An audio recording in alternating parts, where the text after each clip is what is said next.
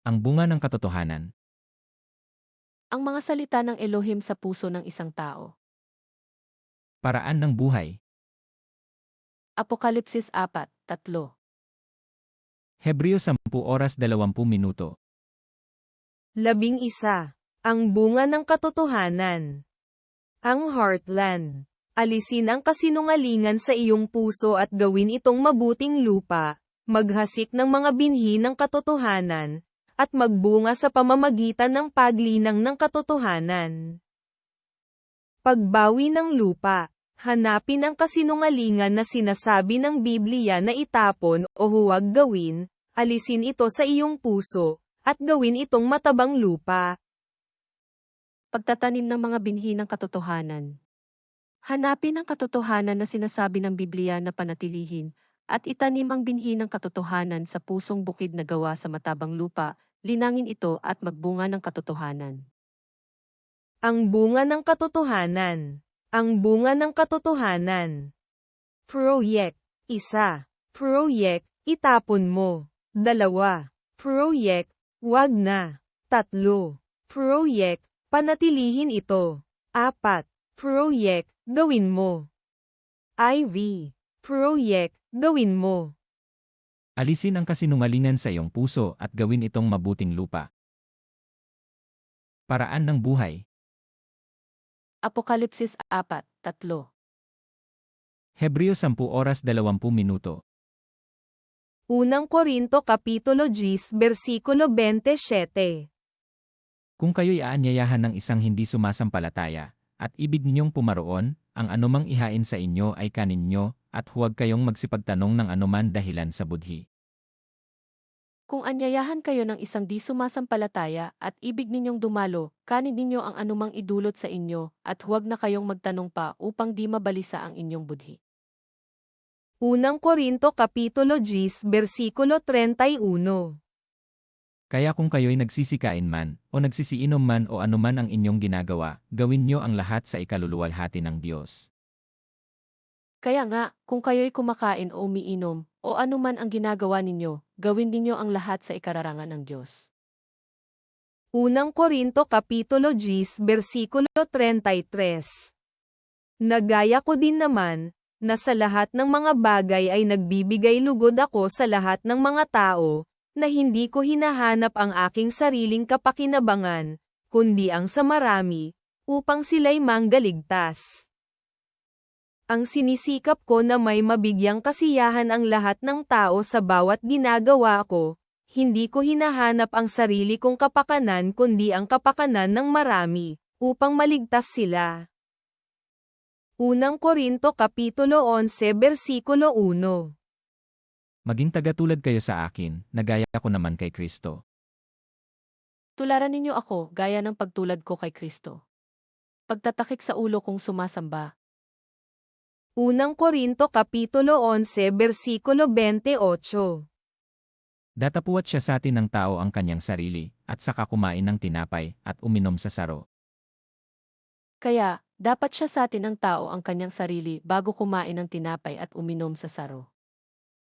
Unang Korinto Kapitulo 11 versikulo 33. Dahil dito, mga kapatid ko, kung kayo'y maagsasalo-salo sa pagkain, ay mangaghintayan kayo. Kaya nga, mga kapatid, kapag nagkakatipon kayo upang kumain, maghintayan kayo. Unang Korinto Kapitulo 12 versikulo 31. Datapuat maningas ninyong nasain, ang lalong dakilang mga kaloob. At itinuturo ko sa inyo ang 100 kagaling-galingan. Kaya't buong taimtim ninyong nasain ang mga kaloob na lalong dakila. At ngayon ituturo ko sa inyo ang pinakamabuti sa lahat. Unang Korinto Kapitulo 14 versikulo 1.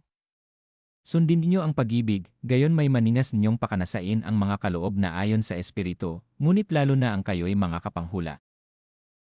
Tungkol pa rin sa mga kaloob ng Espiritu, ang pag-ibig, kung gayon, ang inyong pakamithiin. Nasain ninyo ang mga kaloob na espiritual, lalong-lalo na ang makapagpahayag ng salita ng Diyos.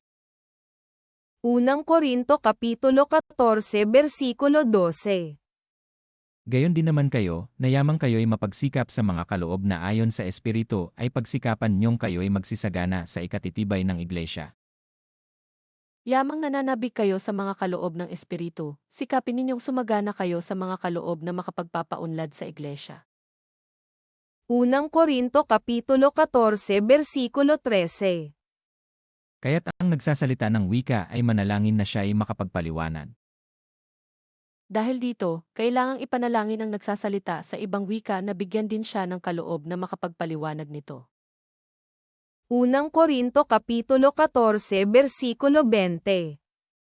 Mga kapatid, huwag kayong mangagpakabata sa pag-iisip, gayon may sa kahalayan ay mangagpakasanggol kayo, datapuat sa pag-iisip kayo'y mangagpakatao.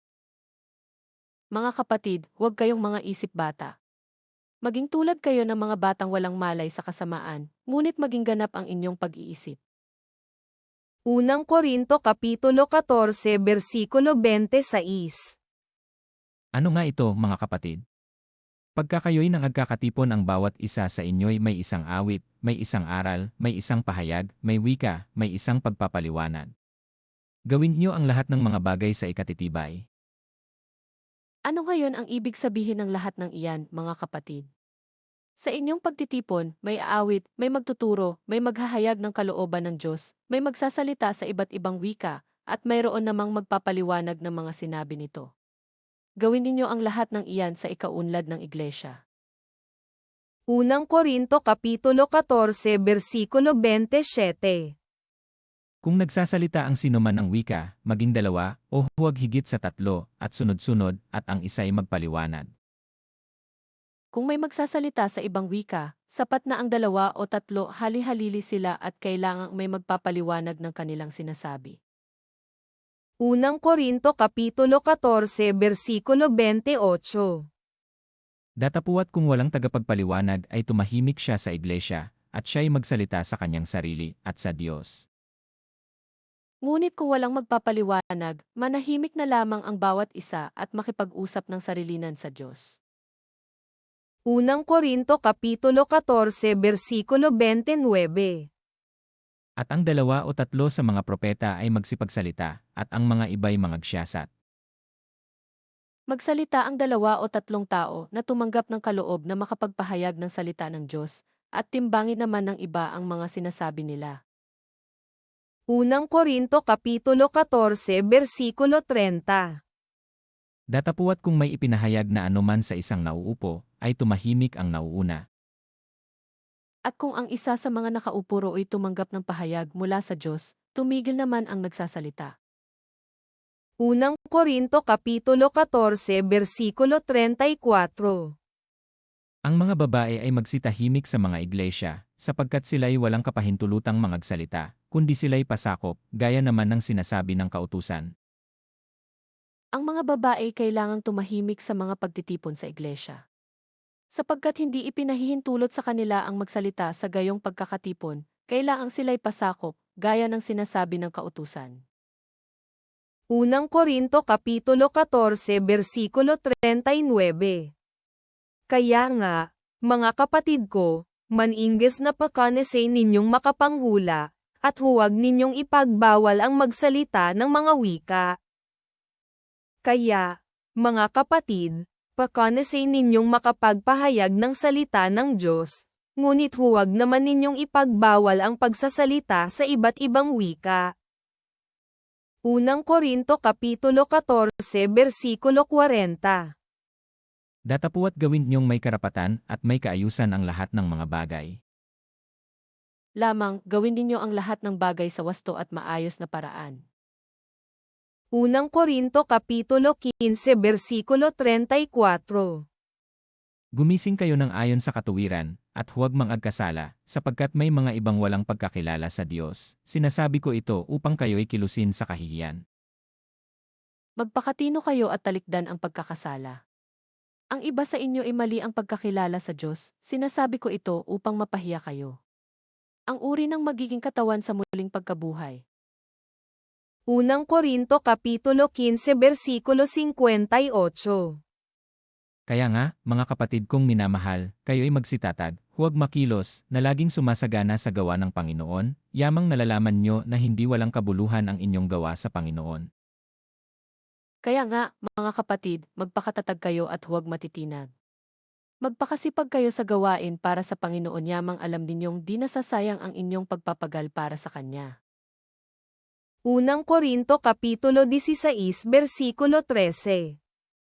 Magsipag-ingat kayo, mangagpakatibay kayo sa pananampalataya, kayo'y mangagpakalalaki, kayo'y mangagpakalakas. Maging handa kayo at magpakatatag sa inyong pananalig. Magpakatapang kayo at magpakatibay. Unang Korinto Kapitulo 16 Versikulo 14. Gawin niyo sa pag-ibig ang lahat ninyong ginagawa. Ang lahat ng ginagawa ninyo ay gawin ninyong may pag-ibig. Unang Korinto Kapitulo 16 Versikulo 16. Na kayo'y pasakop naman sa mga gayon, at sa bawat tumutulong sa gawa at nagpapagal. Kayo'y pasakop sa mga tulad nila at sa sinumang gumagawa at nagpapagal na kasama nila. Ikalawang Korinto Kapitulo 1 Versikulo 11. Kayo naman na nagsisitulong ng inyong panalangin na patungkol sa amin, upang dahil sa kaloob na ipinagkaloob sa amin sa pamamagitan ng marami, ay makapagpasalamat ang maraming tao dahil sa amin. Sa tulong ng inyong mga panalangin. Sa gayon, marami ang magpapasalamat sa Kanya dahil sa pagpapala niya sa amin bilang tugon sa panalangin ng marami. Nagbago ng balak si Pablo. Ikalawang Korinto Kapitulo 2 Versikulo 8. Dahil dito'y ipinamamanhik ko sa inyo na papagtibayin nyo ang pag-ibig sa Kanya. Kaya ipinamamanhik kong ipadama ninyo sa Kanya na Siya ay mahal pa rin ninyo. Ikalawang Korinto Kapitulo 5 Versikulo 20. Kami nga'y mga sugo sa pangalan ni Kristo, nawaring namamanhik ang Diyos sa pamamagitan namin, kayo'y pinamamanhikan namin sa pangalan ni Kristo, na kayo'y makipagkasundo sa Diyos. Kaya't ako'y sugo ni Kristo, parang ang Diyos na rin ang namamanhik sa inyo sa pamamagitan ko, makipagkasundo kayo sa Diyos. Ikalawang Korinto Kapitulo 6 Versikulo 13. Kaya nga bilang ganti sa gayong bagay, nangungusap akong gaya sa aking mga anak, ay mangagsilaki naman kayo. Ako'y nagsasalitang tulad ng isang ama, kaya buksan naman ninyo sa akin ang inyong kalooban, tulad ng ginagawa ko sa inyo.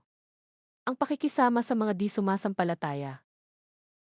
Ikalawang Korinto Kapitulo 7 Versikulo 1.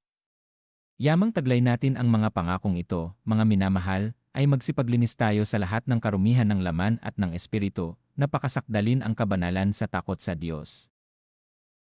Mga minamahal, yamang ipinangako sa atin ang mga bagay na ito, linisin natin ang ating sarili sa lahat ng nakapagpaparumi sa ating katawan at espiritu. Sikapin nating mamuhay na may takot sa Diyos hanggang sa lubusan nating maitalaga sa Kanya ang ating sarili. Ang kagalakan ni Pablo. Ikalawang Korinto Kapitulo 8 Versikulo 11. Datapuat ngayoy tapusin din naman nyo ang paggawa, upang kung paanong nagkaroon ng sikap ng pagnanais, ay gayon din namang magkaroon ng pagkatapos ayon sa inyong kaya. Kaya't ituloy na ninyo ito. Ang sigasig na ipinakita ninyo sa pasimula ay panatilihin ninyo hanggang sa matapos, magbigay kayo ayon sa inyong makakaya. Ikalawang Korinto Kapitulo 10 Versikulo 17. Datapuat ang nagmamapuri ay magmapuri sa Panginoon. Tulad ng sinasabi sa kasulatan, kung ibig magmapuri ni numan, ang Panginoon ang kanyang ipagmapuri. Ikalawang Korinto Kapitulo 13 Versikulo 5. Siya sa atin inyo ang inyong sarili, kung kayo'y nangasa pananampalataya, subukin nyo ang inyong sarili. Hindi ba ganyo nalalaman sa ganang inyong sarili, na si Jesucristo ay nasa inyo? Maliban na nga kung kayo'y itinakwil na. Tiyakin ninyong mabuti kung kayo'y namumuhay ayon sa pananampalataya, subukin ninyo ang inyong sarili. Hindi ba ninyo nadaramang sumasa inyo si Kristo Jesus? Maliban na lang kung kayo'y mga itinakwil. Galasya Kapitulo 5 Versikulo 13. Sapagkat kayo, mga kapatid, ay tinawag sa kalayaan, huwag lamang gamitin ang inyong kalayaan, upang magbigay kadahilanan sa laman, kundi sa pamamagitan ng pag-ibig ay mangaglingkuran kayo. Mga kapatid, tinawag kayo upang maging malaya. Ngunit huwag ninyong gamitin ang inyong kalayaan upang masunod ang pita ng laman, kundi maglingkod kayo sa isa't isa dahil sa pag-ibig. Galatia Kapitulo 5 Versikulo 14. Sapagkat ang buong kautusan ay natutupad sa isang salita, sa makatuwid ay dito, ibigin mo ang inyong kapwa na gaya ng inyong sarili. Sapagkat ang buong kautusan ay nauwi sa isang pangungusap, ibigin mo ang iyong kapwa gaya ng iyong sarili. Galatia Kapitulo 5 Versikulo 15. Ngunit kung kayo-kayo rin ang nangagkakagatan at nangagsasakmalan, magsipag-ingat kayo na baka kayo'y mangaglipulan sa isa't isa. Ngunit kung kayo-kayo'y magkakagatan at magsasakmalang parang mga hayop, mauubos kayo. Ang Espiritu Santo at kalikasan ng tao. Galatia Kapitulo 5 Versikulo 16. Sinasabi ko nga, magsilakad kayo ayon sa Espiritu, at hindi ninyo gagawin ang mga pita ng laman. Ito ang sinasabi ko sa inyo, ang Espiritu ang gawin ninyong patnubay sa inyong buhay at huwag ninyong susundin ang pita ng laman.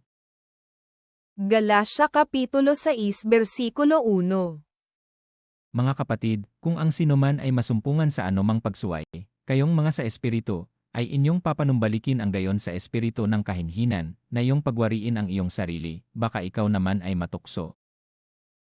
Magtulungan sa pagdadala ng pasanin, mga kapatid, kung may mahulog sa pagkakasala, kayong pinapatnubayan ng Espiritu ang magtuwid sa Kanya. Gawin ninyo ito ng buong hinahon at mag-ingat kayo, baka kayo naman ang matukso. Galatia Kapitulo 6 Versikulo 2. Magdalahan kayo ng mga pasanin ng isa't isa, at tuparin niyong gayon ang kautusan ni Kristo. Magtulungan kayo sa pagdadala ng pasanin, at sa ganitong paraay matutupad ninyo ang utos ni Kristo. Galatia Kapitulo 6 Versikulo 4. Ngunit siya sa atin ng bawat isa ang kanyang sariling gawa, at kung magkagayon ay magkakaroon siya ng kanyang kapurihan tungkol sa kanyang sarili lamang, at hindi tungkol sa kapwa. Suriin ng bawat isa ang kanyang sarili. Kung mabuti ang kanyang ginagawa, magalak siya, at huwag nang ihambing iyon sa ginawa ng iba. Galatia Kapitulo 6 Versikulo 5. Sapagkat ang bawat tao ay magpapasan ng kanyang sariling pasan. Sapagkat dapat nadalhin ng bawat isa ang kanyang sariling pasanin. Galatia Kapitulo 6 Versikulo 6. Datapuat ang tinuturuan sa aral ng Diyos ay makidamay doon sa nagtuturo sa lahat ng mga bagay na mabuti. Ang nagtuturo ng salita ng Diyos ay dapat bahagina ng mga pagpapalang tinatamasa ng mga tinuturuan. Efeso Kapitulo 4 Versikulo 1. Namamanhik na sa inyo akong bilanggo sa Panginoon, na kayo'y magsilakad ng nararapat sa pagkatawag na sa inyo'y itinawag. Ang pagkakaisa sa Espiritu, kaya't ako na isang bilanggo dahil sa Panginoon, ay namamanhik sa inyo na mamuhay kayo gaya ng nararapat sa mga tinawag ng Diyos. Efeso Kapitulo 4 Versikulo 2. Sapagkat ang bawat tao ay magpapasan ng kanyang sariling pasan. Sapagkat ang bawat tao ay magpapasan ng kanyang sariling pasan. Efeso Kapitulo 4 Versikulo 3. Napagsakitan niyong ingatan ang pakikipagkaisa sa Espiritu sa tali ng kapayapaan. Pag sumakitan ninyong mapanatili ang pagkakaisang mula sa Espiritu, sa pamamagitan ng buklod ng kapayapaan. Efeso Kapitulo 4 Versikulo 15. Kundi sa pagsasalita ng katotohanan na may pag-ibig, ay maagsilaki sa lahat ng mga bagay sa Kanya, na siyang Pangulo, sa makatuwid bagay si Kristo. Manapay sa pamamagitan ng pagsasalita ng katotohanan sa diwa ng pag-ibig, magiging ganap tayo kay Kristo na siyang ulo. Efeso Kapitulo 4 Versikulo 23. At kayo'y magbago sa espiritu ng inyong pag-iisip. Magbago na kayo ng diwa at pag-iisip. Efeso Kapitulo 4 Versikulo 24. At kayo'y magbihis ng bagong pagkatao, na ayon sa Diyos ay nilalang sa katuwiran at sa kabanalan ng katotohanan. At ang dapat makita sa inyo ay ang bagong pagkatao na nilikhang kalarawan ng Diyos, kalarawan ng kanyang katuwiran at kabanalan. Efeso Kapitulo 4 Versikulo 25. Kaya nga, pagkatakwil ng kasinungalingan, ay magsasalita ang bawat isa sa inyo ng katotohanan sa kanyang kapwa, sapagkat tayo'y mga sangkap na isa't isa sa atin. Dahil dito, itakwil na ng bawat isa ang kasinungalingan, at lahat ay magsalita ng katotohanan sa kanyang kapatid, sapagkat tayo'y bahagi ng iisang katawan. Efeso Kapitulo 4 Versikulo 27. Nibigyan daan man ang diablo. Huwag ninyong bigyan ng pagkakataon ang dyablo. Efeso Kapitulo 4 Versikulo 28. Ang nagnanakaw ay huwag nang magnakaw pa, bagkus magpagal, na igawa ang kanyang mga kamay ng mabuting bagay, upang siya'y may maibigay sa nangangailangan. Ang magnanakaw ay huwag nang magnakaw, sa halip, magtrabaho siya at gamitin ang kanyang kamay sa anumang gawaing marangal upang may maitulong sa mga nangangailangan. Efeso Kapitulo 4 Versikulo 29. Ano mang salitang mahalay ay huwag lumabas sa inyong bibig, kundi ang mabuting ikatitibay ayon sa pangangailangan, upang makinabang ng biyaya ang mga nagsisipakinig. Huwag kayong gumamit ng masamang pananalita, sikaping lagi na ang pangungusap ninyo iyaong makabubuti at angkop sa pagkakataon upang pakinabangan ng makaririnig. Efeso Kapitulo 4 Versikulo 32. At magmagandang loob kayo sa isa't isa, mga mahabagin, na mangagpatawaran kayo sa isa't isa, gaya naman ng pagpapatawad sa inyo ng Diyos kay Kristo. Sa halip, maging mabait kayo at maawain sa isa't isa, at magpatawaran, tulad ng pagpapatawad sa inyo ng Diyos sa pamamagitan ni Kristo. Efeso Kapitulo 5 Versikulo 1. Kayo nga'y magsitulad sa Diyos, na gaya ng mga anak na minamahal. Mamuhay bilang mga taong naliwanagan, yamang kayo'y mga anak na minamahal ng Diyos, tularan ninyo siya. Efeso Kapitulo 5 Versikulo 2. At magsilakad kayo sa pag-ibig, gaya rin naman ng pag-ibig ni Kristo sa inyo, at ibinigay dahil sa atin ang kanyang sarili, na hain at handog sa Diyos, upang maging samyo ng masarap na amoy. Mamuhay kayong puspos ng pag-ibig tulad ni Kristo, dahil sa pag-ibig sa atin, inihandog niya ang kanyang buhay bilang mahalimuyak na hain sa Diyos. Efeso Kapitulo 5 Versikulo 4. O ang karumihan man, o mga mangmang na pananalita, o ang mga pagbibiro, na di nang ararapat, kundi kayo'y magpasalamat. Gayon din ang anumang malaswa o walang kabuluhang usapan at pagbibirong di nararapat. Sa halip magpasalamat kayo sa Diyos. Efeso Kapitulo 5 Versikulo 6. Huwag kayong madaya ng sinuman ng mga salitang walang kabuluhan, sapagkat dahil sa mga bagay na ito ay dumarating ang galit ng Diyos sa mga anak ng pagsuway. Huwag kayong padaya kaninuman sa pamamagitan ng mga pangangatwirang walang kabuluhan, sapagkat dahil sa mga gawang iyon, ang Diyos ay napupuot sa mga suwail. Efeso Kapitulo 5 Versikulo 8. Sapagkat noong panahon kayo'y kadiliman, datapuat ngayon kayo'y kaliwanagan sa Panginoon, magsilakad kayong gaya ng mga anak ng kaliwanagan. Dati, nasa kadiliman kayo, ngunit ngayon nasa liwanag sapagkat kayo'y sa Panginoon. Mamuhay kayo gaya ng nararapat sa mga taong naliwanagan. Efeso Kapitulo 5 Versikulo 10. Na inyong pinatutunayan ang kinalulugdan ng Panginoon. Pag-aralan ninyo kung ano ang kalugod-lugod sa Panginoon. Efeso Kapitulo 5 Versikulo 11. At huwag kayong makibahagi sa mga walang mapapakinabang na gawa ng kadiliman, kundi bagkus inyong sawatain. Huwag kayong makikisama sa mga taong gumagawa ng mga bagay na walang ibinubungang kabutihan, mga bagay na dulot ng kadiliman. Sa halip ay ilantad ninyo sila at ang kanilang mga gawa. Efeso Kapitulo 5 Versikulo 15. Mangagingat nga kayong lubos kung paano kayo lumalakad, huwag gaya ng mga mangmang, kundi gaya ng marurunong. Kaya't ingatan ninyo kung paano kayo namumuhay. Mamuhay kayong tulad ng matatalino at di tulad ng mga mangmang. Efeso Kapitulo 5 Versikulo 16. Na inyong samantalahin ang panahon, sapagkat ang mga araw ay masasama. Sapagkat masama ang takbo ng daigdig, samantalahin ninyo ang bawat pagkakataon na kayo'y makagawa ng mabuti. Efeso Kapitulo 5 Versikulo 17. Kaya huwag kayong maging mga mangmang, kundi unawain nyo kung ano ang kalooban ng Panginoon. Huwag kayong mga hangal. Unawain ninyo kung ano ang kalooban ng Panginoon. Efeso Kapitulo 5 Versikulo 18. At huwag kayong magsipaglasing ng alak na kinaroroonan ng kaguluhan, kundi kayo'y mga puspos ng Espiritu. Huwag kayong maglalasing sapagkat nakasisira iyan ng maayos na pamumuhay. Sa halip ay sikapin ninyong mapuspos kayo ng Espiritu Santo. Efeso Kapitulo 5 Versikulo 19. Na kayo'y mga gusapan ng mga salmo at mga himno at mga awit na ukol sa Espiritu, na nangagaawitan at nangagpupuri sa inyong mga puso sa Panginoon. Sama-samang ipahayag ang inyong damdamin sa pamamagitan ng mga salmo, mga imno at mga awiting espiritual. Buong puso kayong umawit at magpuri sa Panginoon. Efeso Kapitulo 5 Versikulo 20. Na kayo'y laging magpasalamat sa lahat ng mga bagay sa pangalan ng ating Panginoong Jesucristo sa Diyos na ating Ama. Lagi kayong magpasalamat sa Diyos at Ama dahil sa lahat ng bagay, sa pangalan ng ating Panginoong Jesucristo. Mga tagubilin sa mag-asawa. Efeso Kapitulo 5 Versikulo 21. Napasakop kayo sa isa't isa sa takot kay Kristo.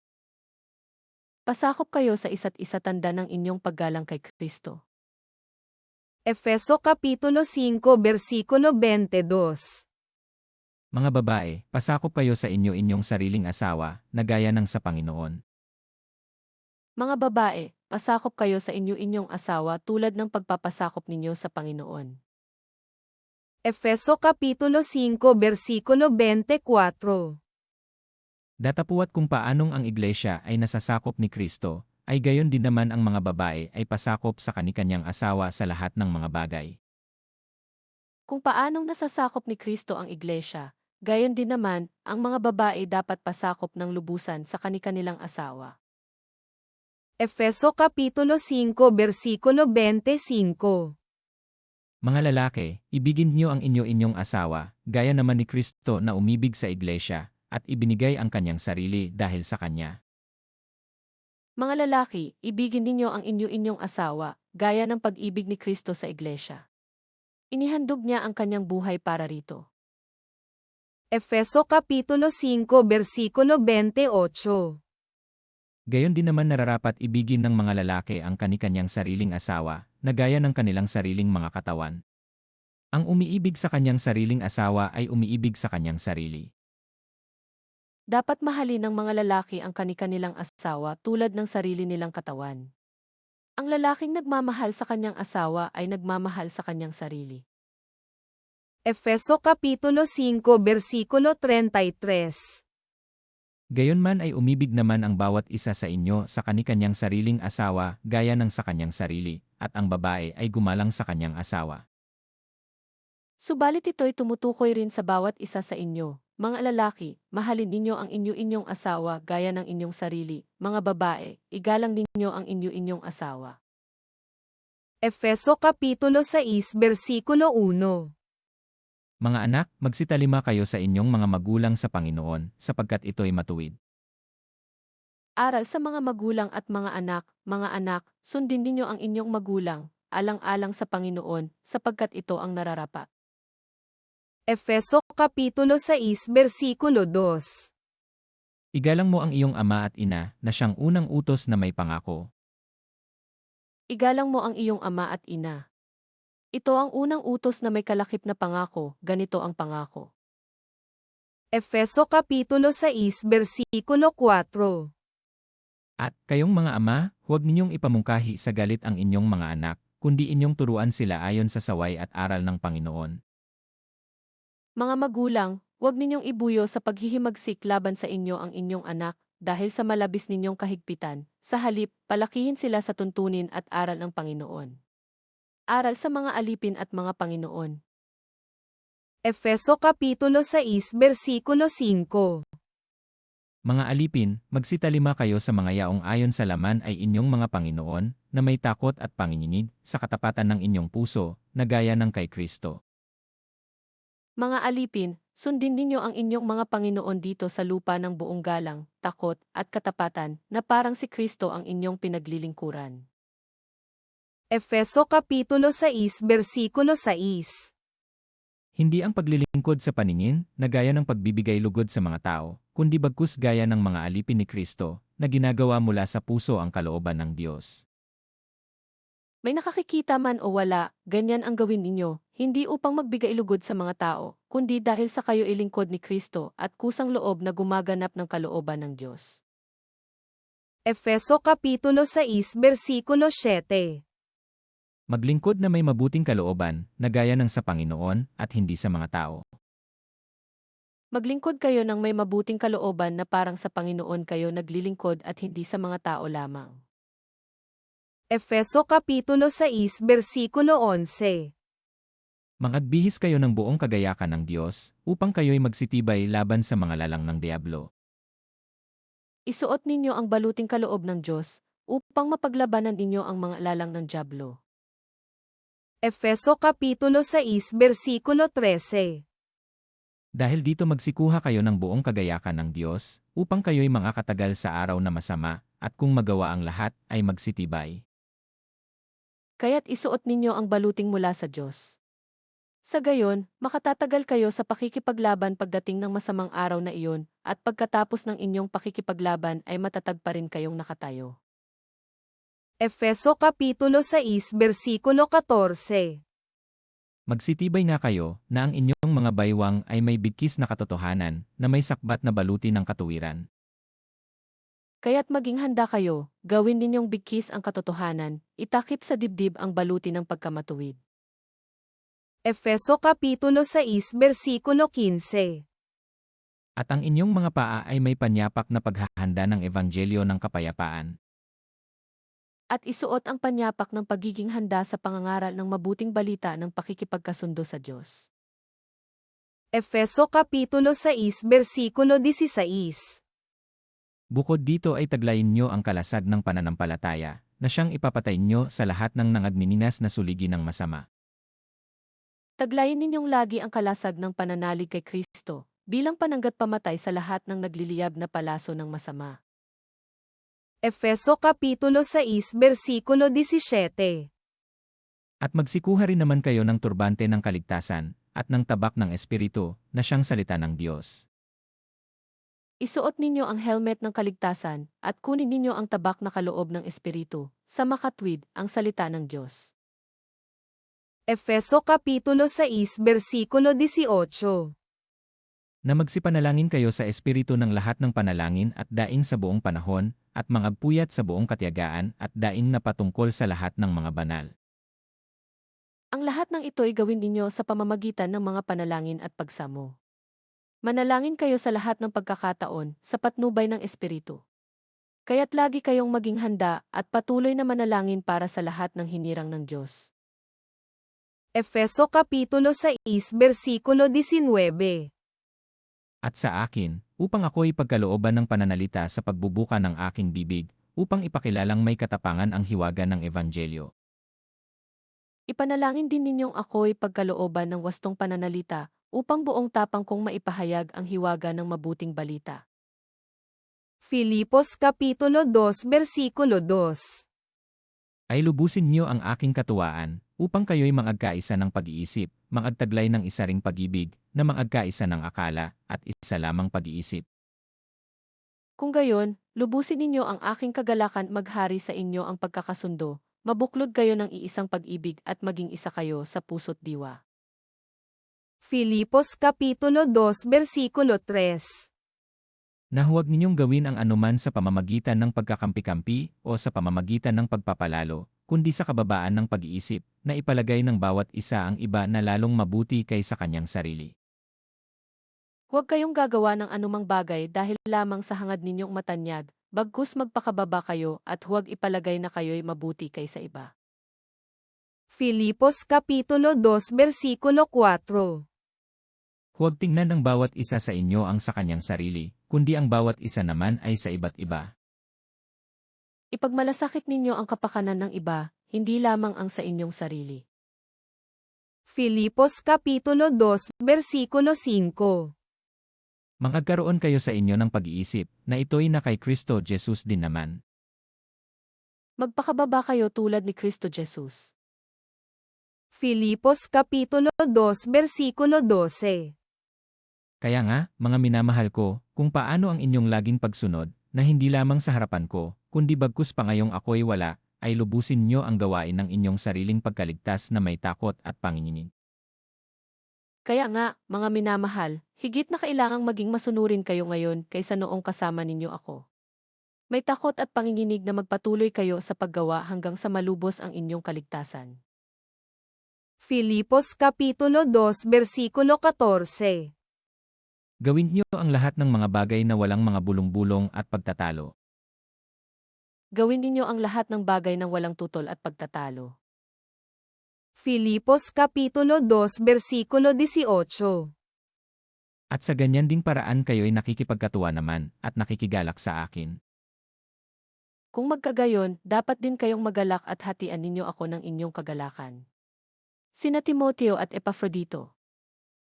Filipos Kapitulo 3 Versikulo 1. Sa katapus-tapusan, mga kapatid ko, mangagalak kayo sa Panginoon.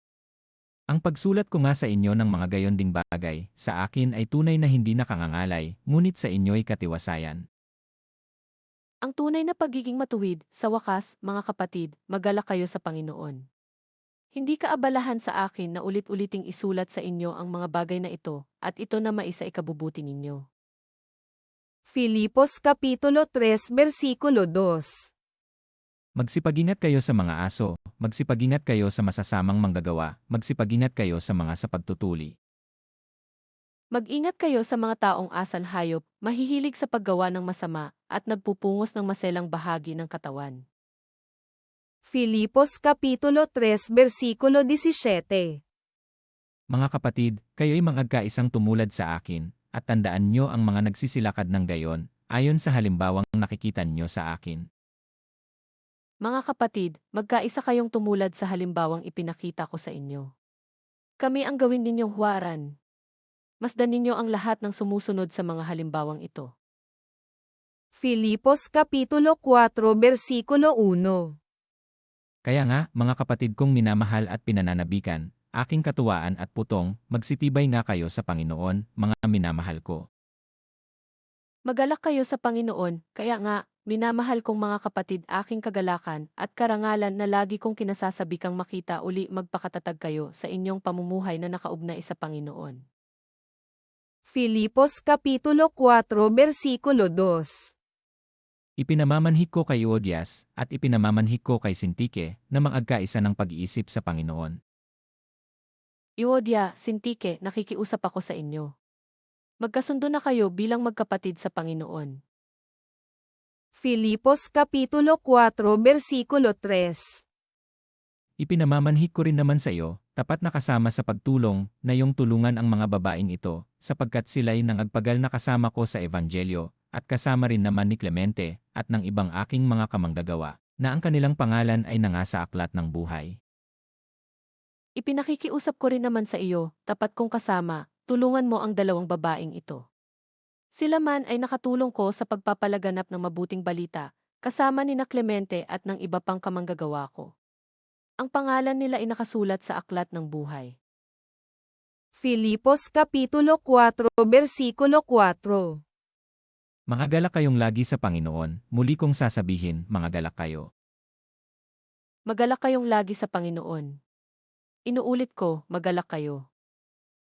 Filipos Kapitulo 4 Versikulo 5. Makilala nawa ang inyong kahinhinan ng lahat ng mga tao. Ang Panginoon ay malapit na. Ipadama ninyo sa lahat ang inyong kagandahang loob. Malapit nang dumating ang Panginoon.